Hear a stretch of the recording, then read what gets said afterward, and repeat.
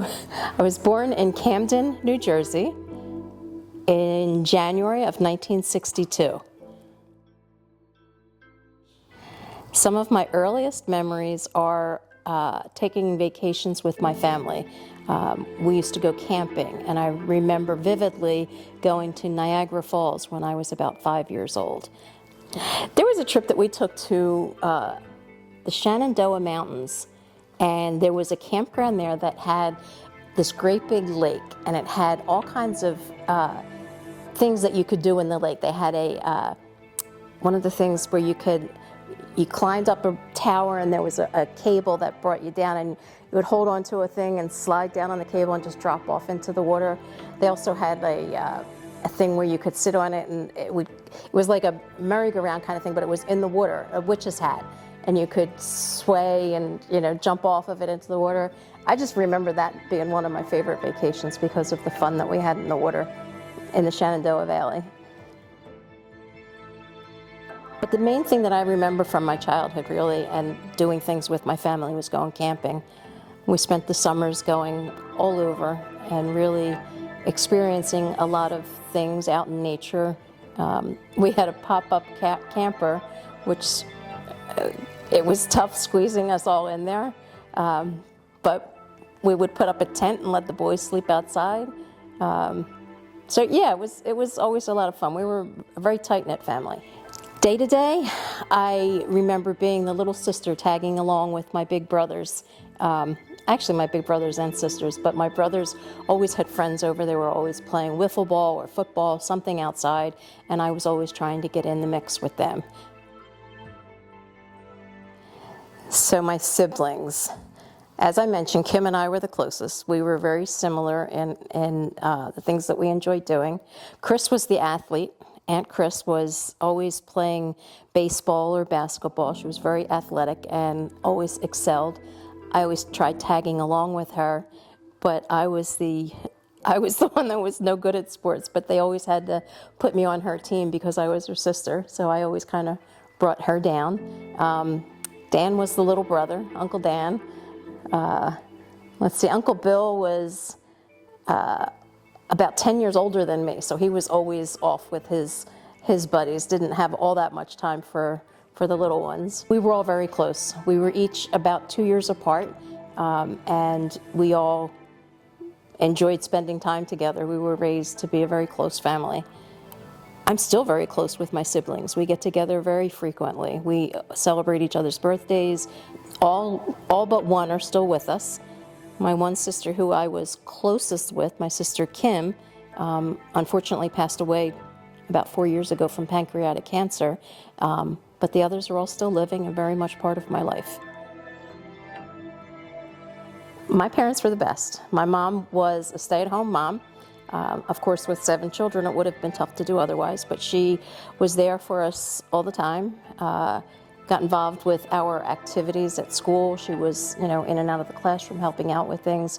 My dad was in construction, so he was a very hardworking man, but he was a gentle giant. He was not the disciplinarian. We could have gotten away with anything with my dad, but my mother, she kept us in line. So she was the one that enforced the rules. It was organized chaos, I guess, but really like a well-oiled machine. We had one bathroom. We all had to take our turns and make sure that we were in and out, and we always had dinner together every day. There was never a day where we missed having a meal together. My parents were very involved in everything that we did. Christmas Day was always wonderful.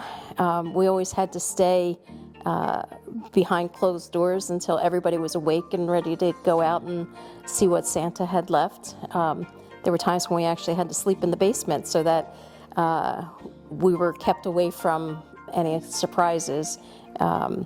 Thanksgiving was always a wonderful tradition. Everybody came to our house, and it was always fun getting together with everything. That continued until Aunt Kim took over Thanksgiving, and then Thanksgiving became an even bigger tradition at her house with all of the grandchildren and nieces, nephews, cousins, and everything showing up.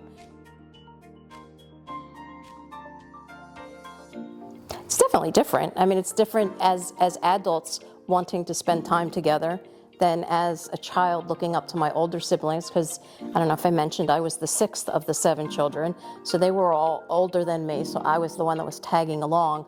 But now we're equals, and we get together and, you know, have beer, wine, go out to dinner. We enjoy each other's company as adults in a way that you couldn't when you were a kid trying to act like a grown up.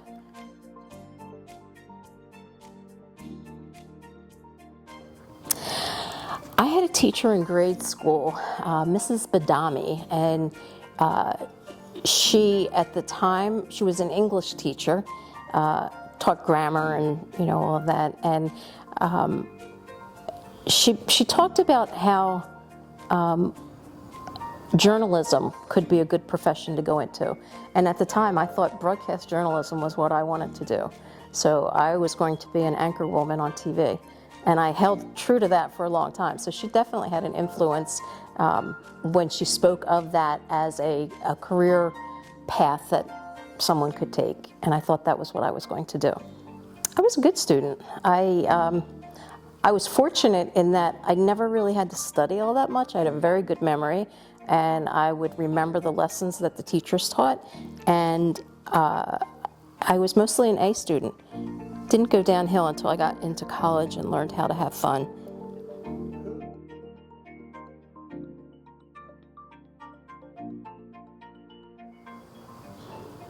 I like to hang out with friends. I was kind of like a goody two-shoes. I didn't get in any trouble.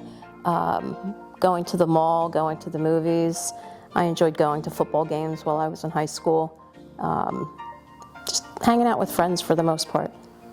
I remember borrowing my parents' car one time, and I didn't want to tell them that I was going to go out and try to sneak into a bar.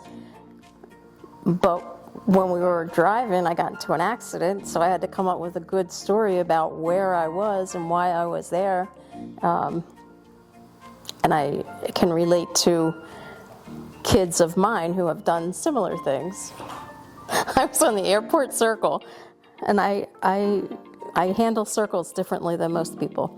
I didn't stop. I kept going. Somebody crashed into me. I didn't hit them.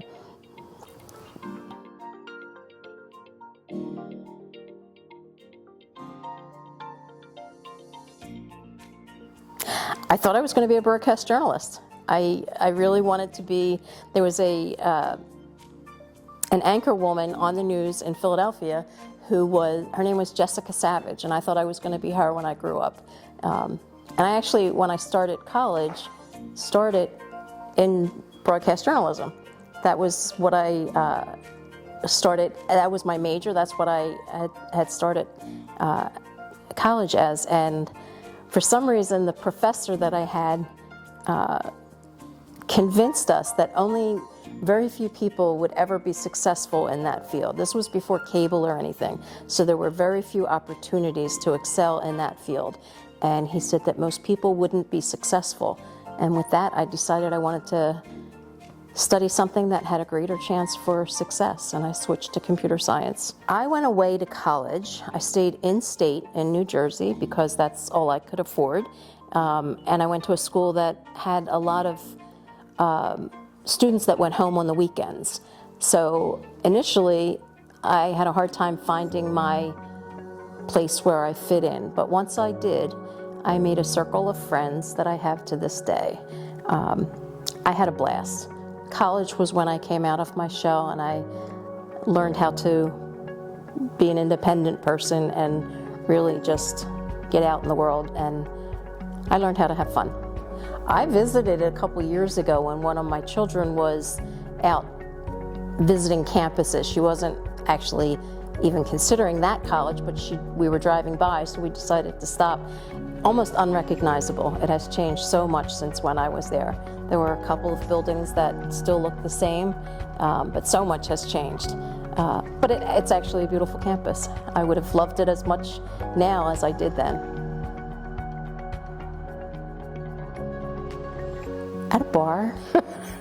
I was out for happy hour with the people that I worked with, and we were just having drinks, and he came up and asked me to dance. So that's how I met him. The early years were very good. totally in love. He had 2 children already, and I took them in as my own, and we just bonded and became a family right from the start. Then we started our own family together, so we raised 5 children, and in the early days, his parents were from Ireland, so we went back and forth to Ireland many times to visit his parents, to make sure that his parents had an opportunity to spend time with our children. So the 7 of us, Ian, me, and the 5 children, wasn't uncommon for us to hop on a plane and just go spend a week or 2 in Ireland. So those were some of the happy, very happy memories.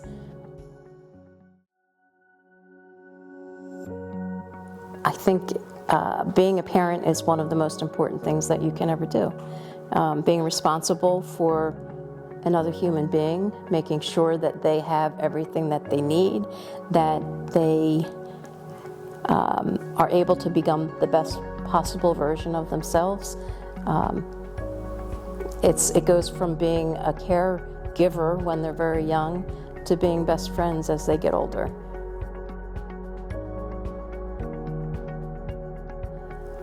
I guess the best advice that I could give is to always be open and honest. Never let things fester. If there's a problem, resolve it and move forward.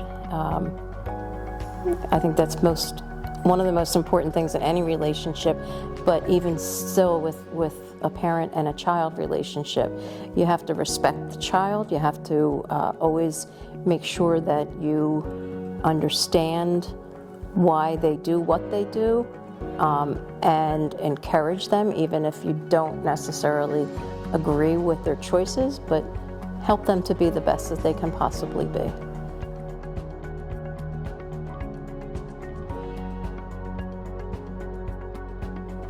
I'll never forget the night that Candace climbed out of her room and snuck out to party in the wee hours of the morning.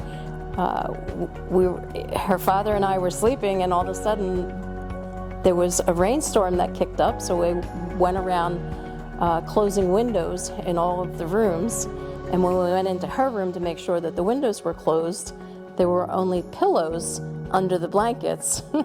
There was no actual person. So actually, I was the one that discovered that there was a dummy instead of our daughter. So I came up to get her dad, and when we went back down, she was climbing through the window to get back into the room. So she was busted, but it was a very interesting. Boy, did she feel bad. She knew she was caught red-handed, and she knew that she was. But I came to find out later she wasn't the only one that ever did it, but she was the one that got caught. Aunt Candace is the eldest, and sometimes the oldest get away with stuff, sometimes they don't. That was a time when they didn't. That was a time when she didn't.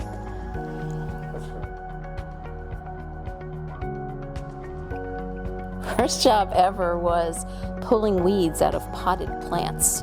I was 14 years old, and I wanted some of my own money, and I took a job at a nursery. It was back-breaking, and at the time, they were allowed to pay us agricultural rates, so it wasn't even a minimum wage job. But I worked at 40 hours a week during the summer, and made some money, made some friends, and had a good time.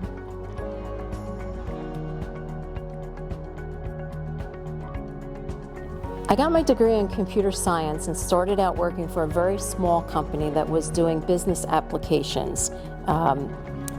We had an office in northern New Jersey and clients in New York City.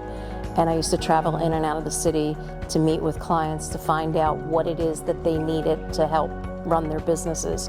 And I did that for, I'm trying to think, about 5 years.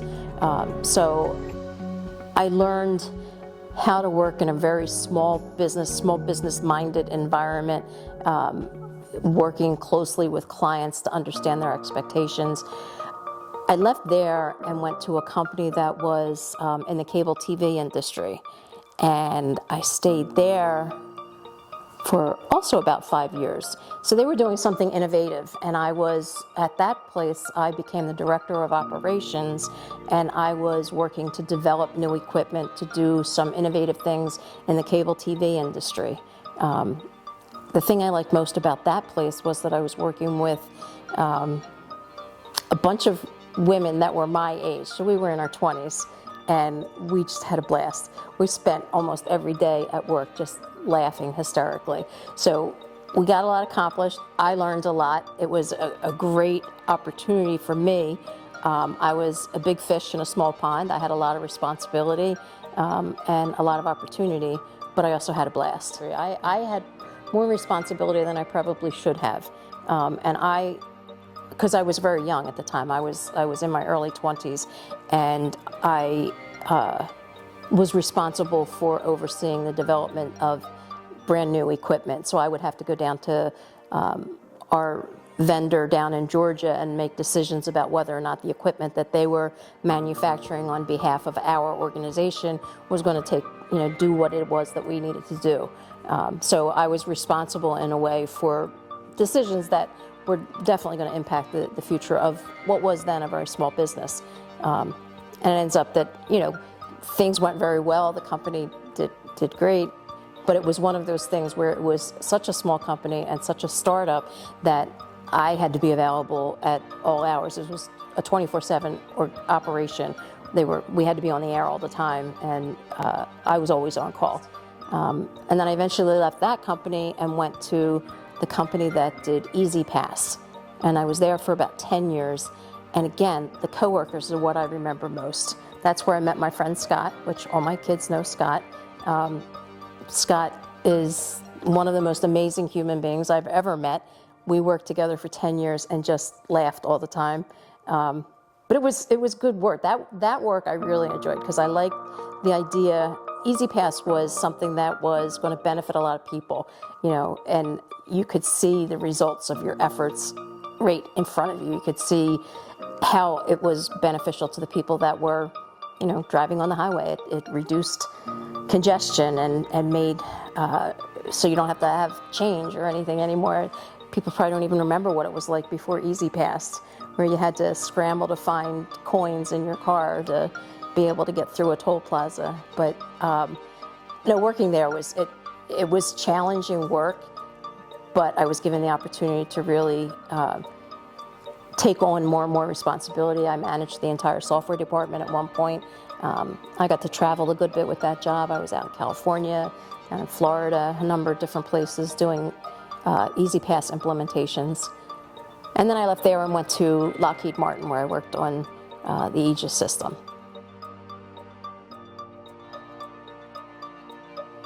I took on leadership roles pretty early on in my career, and I would say that having to direct the efforts of other people and having to try to motivate people to get the best work out of them, you kind of have to be very introspective about what it is that will get them to perform. Like you can't just tell somebody to do something. You have to help them want to do it and do it to the best of their ability.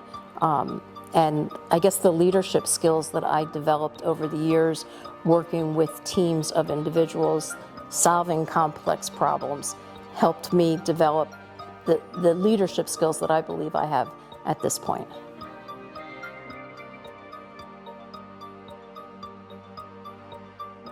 My divorce was definitely one of the hardest times, and I leaned on my children, maybe more than I should have, but my children were there for me. It was tough having a marriage end, but I do have wonderful children, and they were very intent upon making sure that I was okay.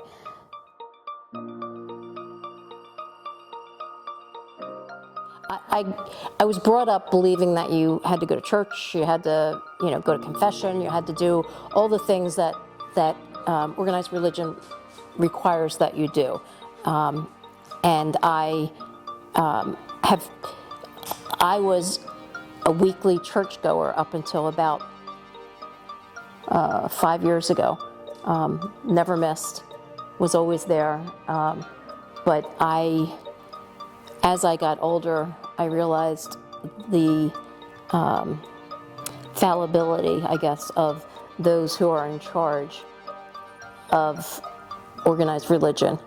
And I realized that I was not okay with some of the things that I was seeing happening in the Catholic Church. So I drifted from that, although my spirituality has never lapsed. I'm not someone that goes to church any longer. I talk directly to God.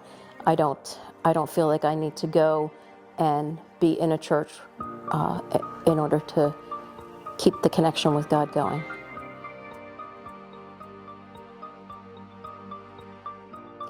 One of the things that started me thinking about this was back in, right after Trump was elected to his first term. I went to the Women's March down in D.C. My daughter was living in D.C. She was going to college at George Washington University. Well, Marie was going to George Washington University. And we went to the Women's March, and I listened to some of the speakers, and at the time, there were, probably 100,000 people on the National Mall there because they were pissed off at the way things were going. They didn't like that Trump was the president. They didn't like the things that he was planning to do. Little did we know in 2017 what was to come. But while we were there, one of the speakers said, don't just come to protests and complain about what you don't like. Be the change that you want to see. And she was encouraging people to run for office, and she was encouraging them to run from everything from school board all the way up through whatever level of political office they were interested in. And it just kind of got me thinking that if I was unhappy with the way things were going, that it was on me to make a difference. And I felt, the more I thought about it, the more I realized that I had skills that I had kind of brought together over the years between raising my kids and having, management responsibilities in the workplace that might help in a political environment. So I decided that I would try to affect the change that I wanted to see inside of government. So I started running for office. One of the biggest challenges is being taken seriously. And one of the biggest problems with that is that you're only taken seriously if you raise a lot of money. If you're not able to raise hundreds of thousands of dollars, or really more into the millions at this point, you're not taken seriously, and you don't get the support that you need to run a really solid campaign. And I don't have the connections, and I don't have the wealth myself, and I don't have the ability to raise the kind of money that it takes. So it has been very frustrating to not be able to get ahead because of the fact that money plays an outsized role in winning elections. I've been working with a group called American Promise for about 5 years now. They're trying to get an amendment made to the Constitution that will allow both federal and state government to set limits to how much money can be spent in political campaigns. I think it will take a constitutional amendment because the Supreme Court, in their ruling on Citizens United, said that money is speech, and speech cannot be limited because of the First Amendment. So you can't limit the amount of money that is spent in campaigning. They also said that corporations are people. So the Supreme Court made some big mistakes then, and as we've continued on into the future, but that needs to be reversed, and the only way to reverse it is through a constitutional amendment. So American Promise is an organization that is working to get that amended, and I have been to DC on a number of occasions to lobby our elected officials to support this amendment. We're about halfway there. It's going to take a few more years, but I think at some point we will get that amendment passed, and we will start to address the problem of too much money in politics. It's ridiculous. It's in the billions now.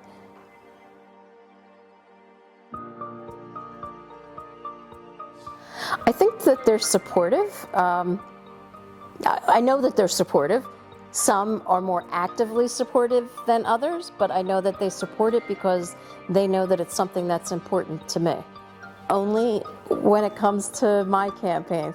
Actually, my daughter Marie, Aunt Marie, if any of you are younger, Aunt Marie and I went knocking on doors for Barack Obama back in the early 2000s. Over in Philadelphia, we were trying to get people to come out and vote for Barack Obama. Bridget has been outdoor knocking with me. Aunt Karen has been on the phone banking for me. Different members of my family have made financial contributions. So my family has been supportive, yes.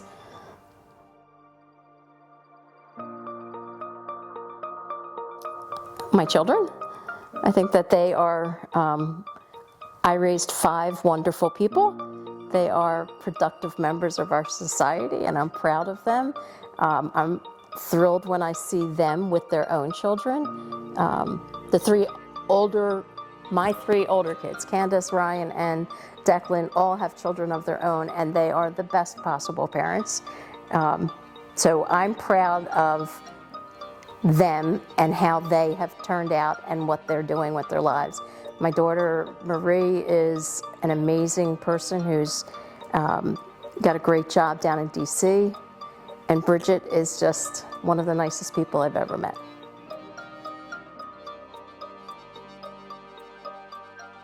Have more confidence.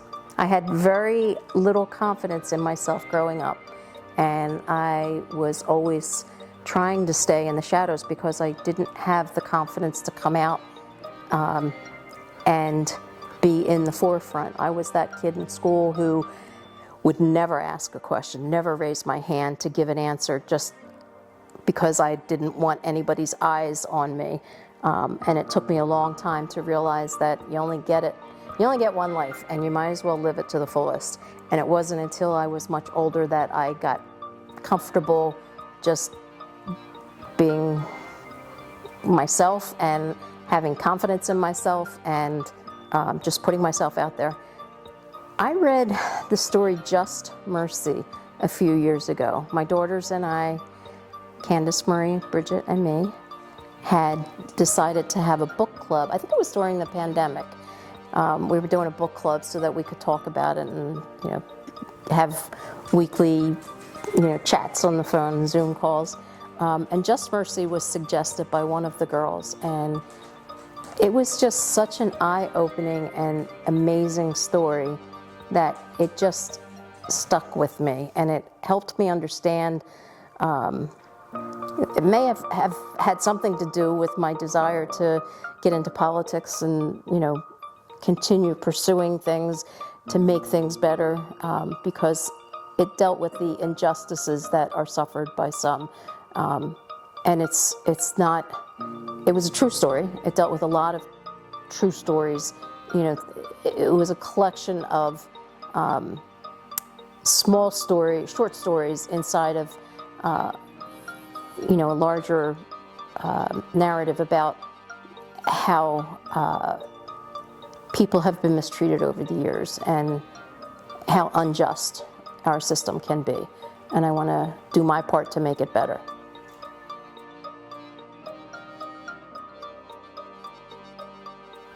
Okay, so I am Carolyn Rush. I am someone who cares about the planet that you will be living on. My generation has done a lot to cause problems with our planet, and I have gotten to the point where I want to make sure that we stop destroying it so that it's available in its best possible form for the people of the future. I want to make sure that you still have clean water and clean air and that you can thrive and survive. I'm someone who spent my life working very hard to provide for my family, and then once my family was raised, decided it was time to do the things that would help me feel as if I had made a positive contribution to mankind. So I started getting involved in things like conservation of the planet, like helping our political system work better, righting the wrongs of the past so that injustice doesn't continue to survive, doing things to make life better for others. I think that's one of the most important things that anyone can do.